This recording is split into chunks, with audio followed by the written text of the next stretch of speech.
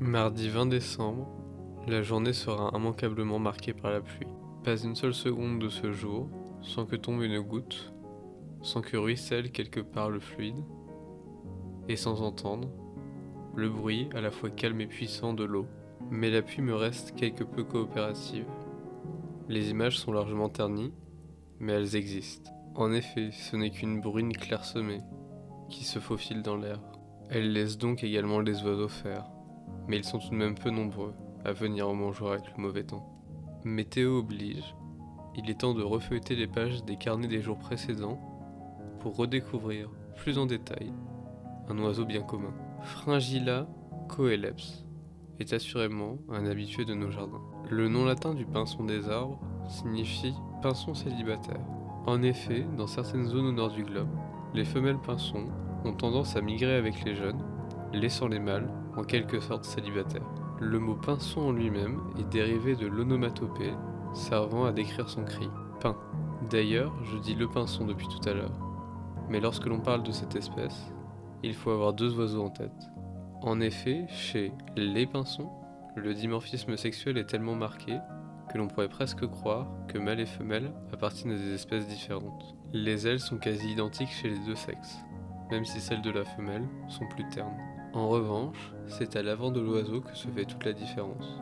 Le mâle a une calotte et une nuque bleu-gris, et le dessous, au niveau du ventre, rose saumoné, tandis que la femelle possède toutes ses parties en couleurs plus adaptées au camouflage, crème, marron, olive.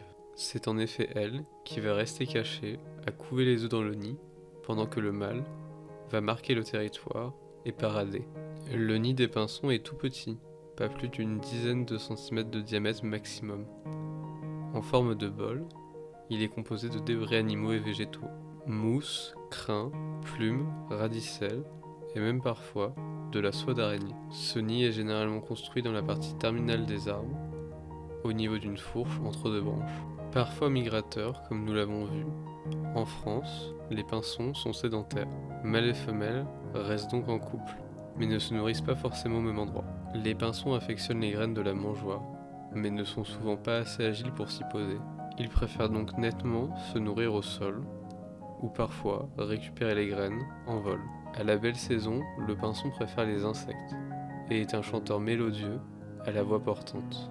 Espèce type des Fringillidae, famille à laquelle les pinsons appartiennent et dont le nom est directement issu du leur, ils en adoptent toutes les principales caractéristiques, comme le fait d'être grégaires, souvent querelleurs, surtout au sein des groupes, mais principalement le vol caractéristique de la famille, ondulatoire, puissant et direct, avec une phase de battement créant l'ondulation et une phase de planer entre chaque ondulation. Il est également ponctué de cris. Hivernaux chez certains, estivaux pour d'autres, les pinsons sont présents toute l'année chez nous, nous berçant de leur chant en été et de leur vol en hiver. Voici les fameuses photos décolorées par la pluie.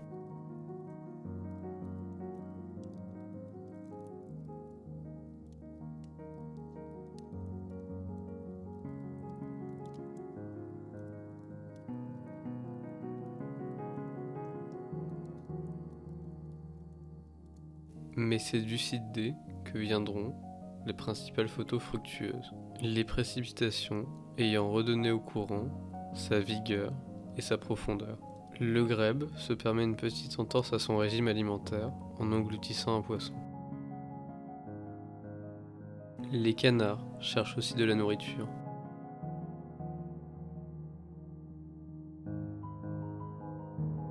Et les cygnes font leur première apparition.